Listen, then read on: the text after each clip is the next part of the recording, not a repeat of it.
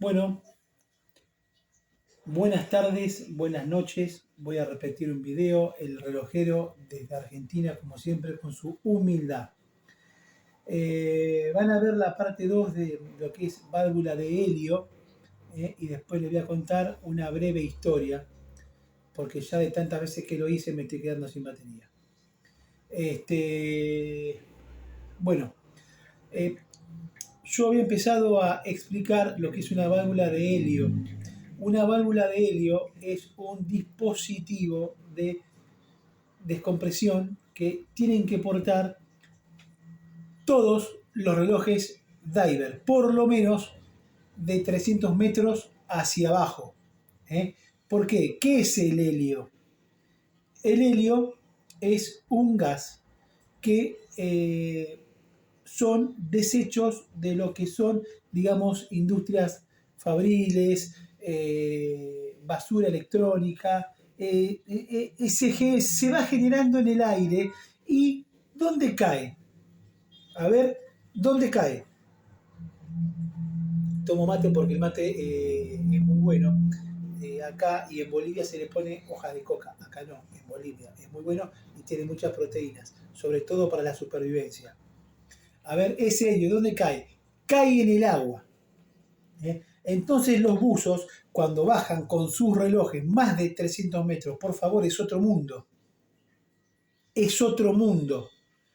Se necesita estrictamente de un reloj con válvula de helio, porque si no se puede estallar el vidrio. Sea de lo que sea. Entonces, pasándolos, no estoy hablando de profundidad, estoy hablando de presión de agua, que no es lo mismo. Por eso siempre les digo, no se guíen por 50 metros, 100 metros, 150, 200 metros.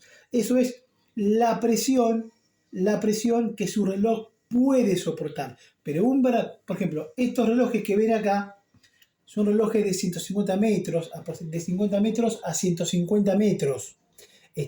O sea, es para hacer un snorkel superficial, que por supuesto yo no lo hice todavía, ni bien me dedico a la aventura. Acá hay algunas cosas que yo uso y están bastante usadas, por eso tengo estos relojes, pero no son diver, digamos, profesional, porque digamos, no son relojes de 300 metros para abajo o un 600 metros.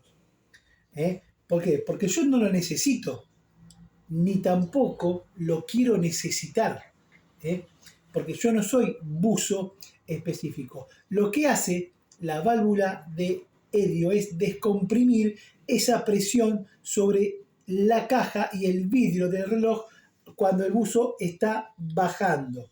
E incluso lo hace cuando el buzo está subiendo, porque hay un cierto grado, a partir de ciertos metros, que puede estallar el vidrio del reloj, como el vidrio de un famoso Rolex que estalló. ¿Pero qué hizo Rolex? Le instaló a la caja, digamos, Oyster, una válvula de helio. Creo que hay un Rolex solo de esos. Le voy a dar un mate a mi esposa acá, que me está haciendo, digamos, el aguante. Ahí está. Como ven, el relojero humilde en familia. Acá está.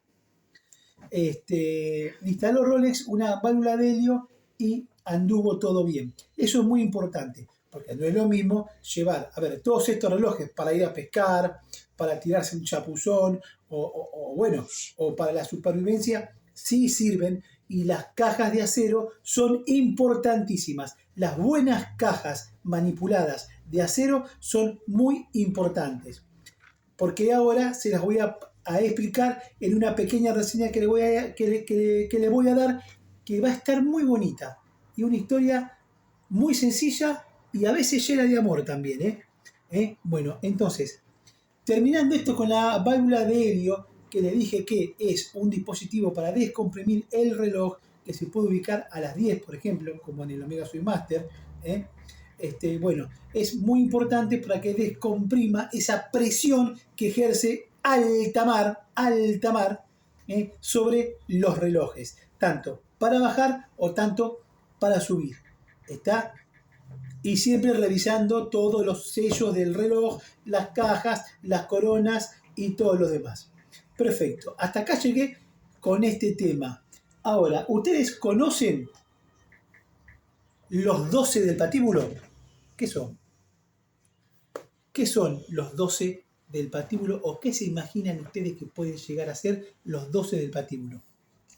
A ver. Bueno, los 12 del patíbulo nacen a partir de la Segunda Guerra Mundial en el año 1945. Eran 12 relojes estrictamente suizos, esta vez sí, puramente suizos, del primer tornillito hasta lo último, porque no había empezado la revolución del cuarzo. Entonces, eran 12 relojes encargados a 12 relojeros. Miren qué linda historia. 12 relojes encargados a 12 relojeros suizos. O sea que cada relojero en la Segunda Guerra Mundial se le indicó una misión. ¿Qué cuál era? Hacer un reloj. ¿Qué fábricas participaron? Bueno, no voy a nombrar las 12, pero está IWC, Vertex, Cima, Longines, Omega. Todas esas fábricas participaron en los famosos 12 del patíbulo. ¿Por qué? Porque los relojes eran usados a partir de la Segunda Guerra Mundial como premios. Premios al honor, premios al salvamento, a los comandantes, digamos que comandaban, como su palabra lo dice, a esos soldados. Esos relojes, ellos, que eran relojes mecánicos, o sea, puramente a cuerda, excelentemente precisos, con un vidrio de plexiglas antihumedad tenían, una corona bastante grande para ser manipulada con guantes tipo aviadora, tipo cebolla, grande la corona, y una caja de acero y malla de cuero.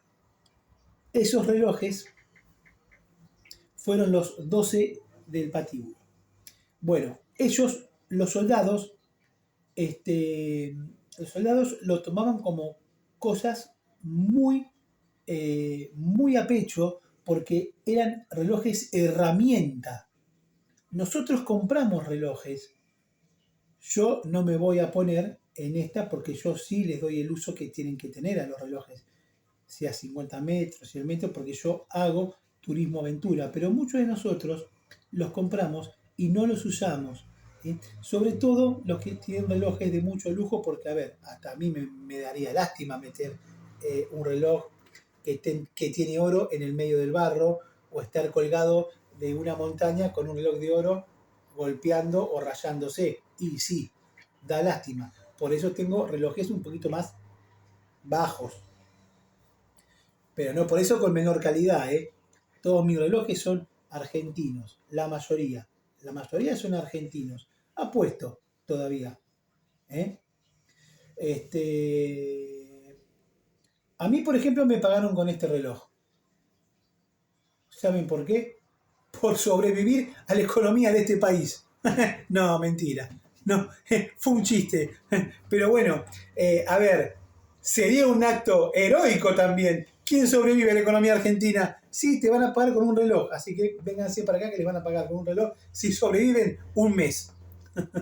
Bueno, dejen esto de lado que fue una broma. Bueno, los 12 del patíbulo eran 12 relojes encargados a 12 relojeros. ¿Por qué? Porque a veces el soldado tenía muchas necesidades, entonces se pagaba cuando la escasez de dinero era mucha en la guerra y la comida. ¿Qué comían los soldados de la Segunda Guerra Mundial? Pan con cebolla, pan con tomate, pan con grasa de cerdo, todo rico en proteínas.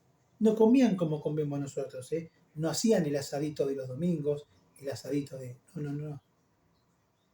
No. Lo principal era la vida. Y no eran relojes vistosos, como los que tenemos nosotros. Tenían una potente caja de acero bien sellada, un plexiglas antihumedad, con una cierta resistencia al agua, no eran divers, una cierta resistencia al agua, una buena corona y una buena luminiscencia, a veces con un poco de ratio también. Digamos que no se cargaba el Lumidrive, digamos, digamos, con la claridad, y luego después de noche no, estaban pintados con radio, que después, bueno, fueron sacados porque producían enfermedades, o se dice por lo menos que algunos los enterraban. Bueno, eso no estoy bien seguro, cualquier cosa, corríjame, pero eran medio peligrosos, porque se pintaban. Entonces, a veces un soldado, por ejemplo, era herido en combate, pero lo más preciado que tenía el soldado era su reloj, su rifle y su cuchillo. Pero los relojes se usaban para medir el tiempo totalmente exacto. Por estos relojes mecánicos medían el tiempo totalmente exacto.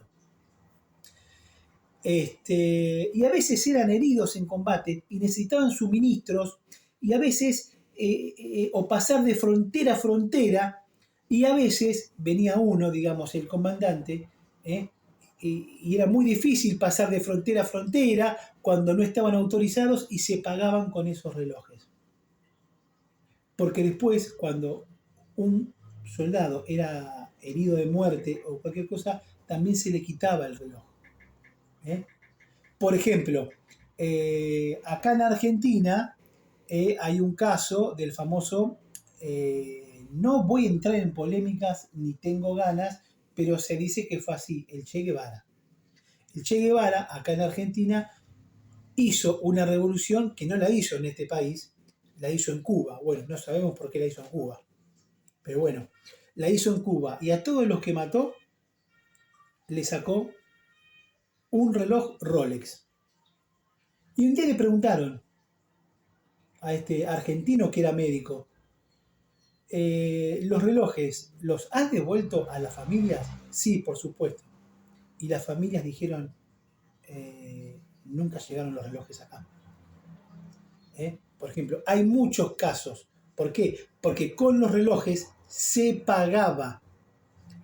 Por ejemplo, si tú tenías la familia cerca, o en un convoy ibas cerca y querías cruzar una frontera, y no te lo permitían, pero bueno, tus compañeros te ayudaban, pagabas con el reloj, porque ese reloj era de una muy buena marca, era suizo y era muy valioso, pero no valioso por tener joya, valioso por su funcionamiento, por su exactitud.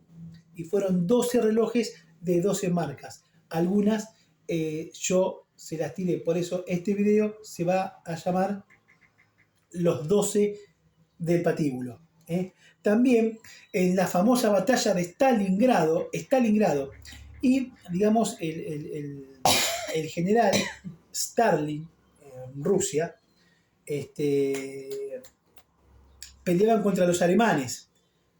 Entonces Stalingrado está cerca del Volga, de un río. Entonces no sabían qué hacer, porque los alemanes a los rusos los estaban destruyendo. Tomate un mate que te agarró un ataque de tos. Los estaban destruyendo. Entonces llamaron a un famoso francotirador, Vasily Zaisser. Su rifle se exhibe en el museo de Stalingrado. Vasily Zaisser, que le disparaba a los altos jefes alemanes, y siempre había soldados que le quitaban los relojes. O sea que siempre el ejército ruso, muy pobre, estaba proveído de relojes. Entonces, los relojes funcionaron, terminando con este video, los relojes funcionaron como muchas cosas, hasta como dinero funcionaban, porque era algo muy valioso y que el enemigo también lo valoraba. Cuando ese soldado estaba en situación de muerte y el enemigo veía que tenía un reloj, por ejemplo un Omega o un IWC o un CIMA, le decía, bueno, estaban solos en el bosque, y le decía, bueno, y sabía ese soldado que no podía zafar porque tenía la bayoneta en la cabeza. El reloj. Y a veces han llegado a pagar a tropas enemigas con el reloj para salvar su vida. Vean la importancia y lamentablemente, la maravillosa historia de la relojería, como los famosos relojes japoneses Seikoya. Ustedes saben que Seiko no empezó como Seiko, empezó como una fábrica Seikoya que luego fue destruida también en la Segunda Guerra Mundial y se fundó después como Seiko. Pero esos relojes Seikoya sí que eran indestructibles realmente. Eran relojes de piloto. Se usaron mucho, esos relojes se usaron muchos en el ataque de Japón contra Pearl Harbor. Eran los famosos relojes de los pilotos alemanes kamikaze. Por lo tanto, de esos relojes no se han podido recuperar casi ninguno. No me atrevo a decirles cuántos quedan, pero esos relojes tenían que ser aún más precisos todavía porque iban arriba del avión japonés y tenían un tiempo preciso para estrellarse contra los buques o contra, digamos, Pearl Harbor, en esa famosa batalla que después Estados Unidos contraatacó y terminó ganando la guerra. Pero bueno, esta historia maravillosa me llamó mucho la atención porque apareció, la encontré, la busqué y se las vengo a contar humildemente, superficialmente, los 12 del patíbulo. 12 relojes encargados a 12 relojeros. Yo también he pagado con relojes para restaurar mi casa, También he pagado con relojes. Son una muy buena opción si uno tiene unos cuantos. Si tiene uno solo, bueno, no o sí. Pero bueno, esta fue la historia que les quería traer sobre los relojes, digamos, de guerra. No está con relojes de aviación, simplemente relojes de guerra vinculado a lo terrestre. Ellos tenían un solo reloj y ese reloj lo cuidaban y lo valoraban, porque tener ese reloj era como tener oro en la muñeca y lo usaban para muchas cosas. Y al soldado caído se le retiraba el rifle, la identificación y el reloj, pero ese reloj nunca llegaba a veces a esa familia a donde teníamos que llegar o a donde tenían que llegar. Así que me despido desde Argentina y bueno, espero que les haya gustado esta humilde historia, pero quizás los más expertos que yo la sepan, pero bueno, yo estoy aprendiendo porque soy muy humilde, ya les dije, trabajero humilde, y bueno, que tengan ustedes, que tengan ustedes muy buenas tardes, o muy buenos días, o muy buenas noches, relojero desde Argentina. Hasta luego.